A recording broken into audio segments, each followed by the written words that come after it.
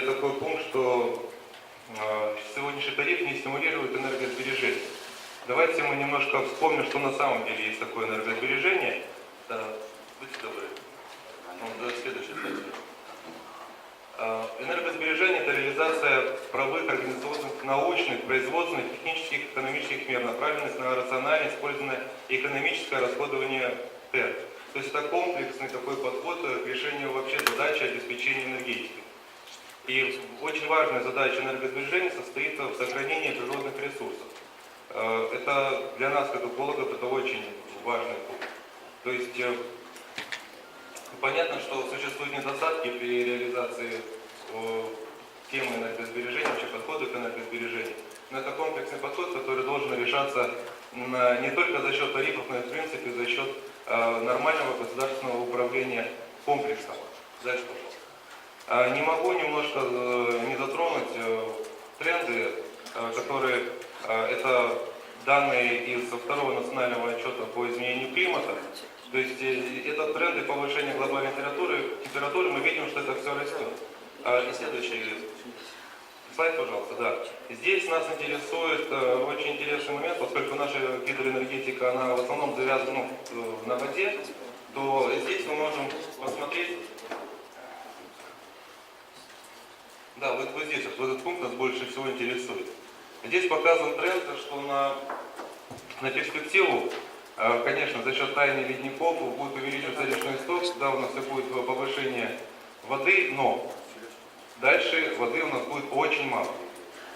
То есть будет падать сток, и, соответственно, здесь задача наша, то есть обратить на это очень пристальное внимание.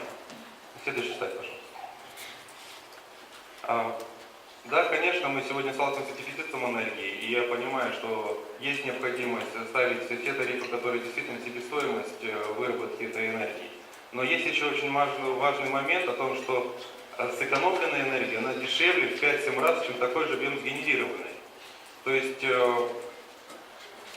в нашей стране есть огромный потенциал к энергосбережению. Дальше, пожалуйста. Средства, вложенные в энергосберегающие технологии, окупаются быстрее, чем средства, которые мы вкладываем в генерацию.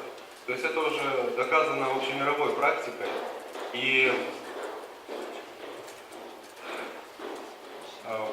дальше, пожалуйста, про Россию, да, вот здесь немножко есть момент.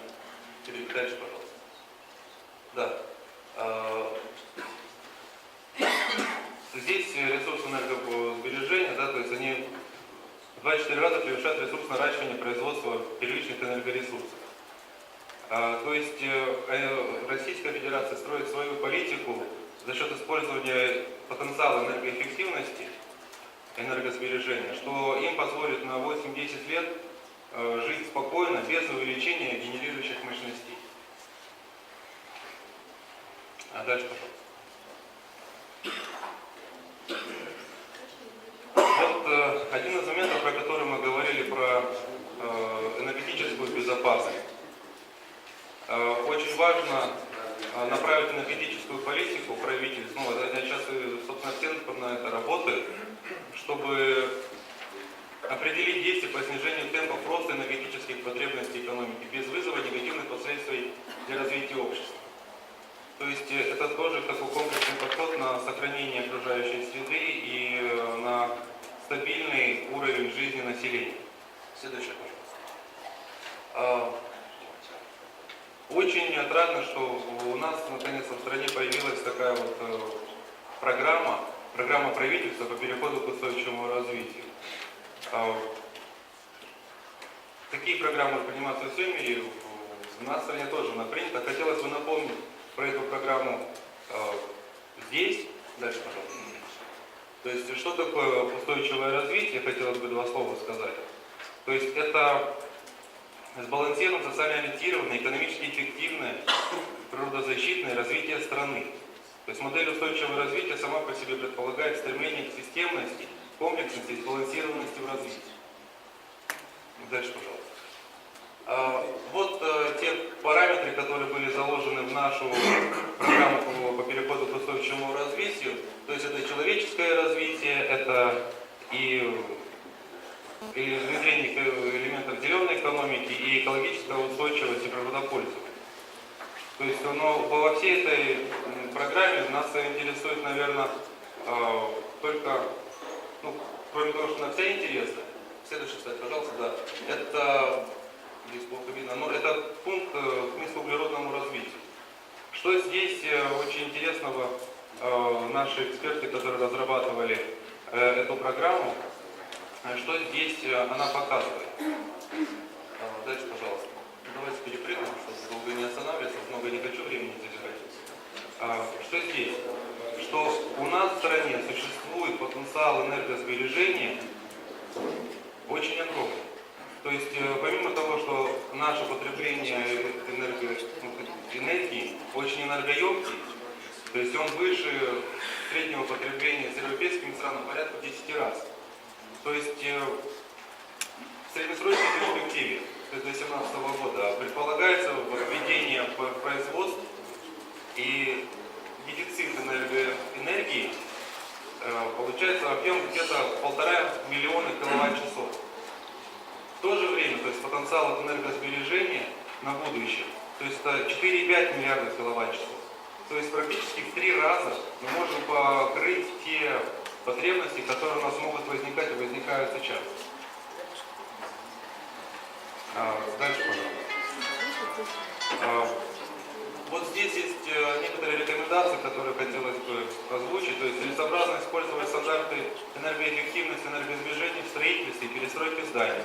Наиболее перспективные программы энергосбережения в области услуг бюджетной сферы экономики, включая собственно государственный сектор и сектор жилищно-коммунального хозяйства. Дальше. Игнорирование учета износа природного капитала при расчете экономических показателей на макро- и микроуровне ведет к искажению финансовых результатов, что в свою очередь ведет к деградации окружающей среды и неустойчивому развитию страны в целом. И хотелось бы показать дальше, вот есть у нас опыт нашего проекта, который мы уже реализуем достаточное время. Он касается школ. Конкретно по освещенности, далеко ходить не буду. Ситуация, с которой сталкиваются ежедневно наши дети, то есть она достаточно плачевная. Очень плохое, бедное освещение в классах, недостаточно для правильного, скажем так, проведения учебного процесса. Чаще всего, следующий, пожалуйста. Чаще всего мы встречаемся с такой картиной, но я думаю, что все про это прекрасно понимают. То есть недостаточная освещенность. Мы попробовали сделать и внедрить энергоэффективные светильники в наших пилотных классах. Что нам это дало и что мы здесь увидели? То есть интересно, что наше обычное освещение в школах, оно использует обычные дросельные светильники. То есть они энергоемкие светильники. То есть здесь вот видите синяя черточка, да, то есть это тот предел, который работает дросельные светильники. То есть при нормальном напряжении сети, то есть это 200-220, они работают. Ниже 190, что часто бывает, они просто даже не включают. Энергоэффективные светильники, да, которые используют электронный экран, вот его линеечка, да, то он работает и в 100 ваттах, да, в сети, то есть он прекрасно запускается.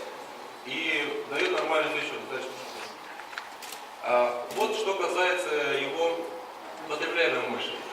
То есть вы видите, что вот красные линии как раз светильники с электронными экраном.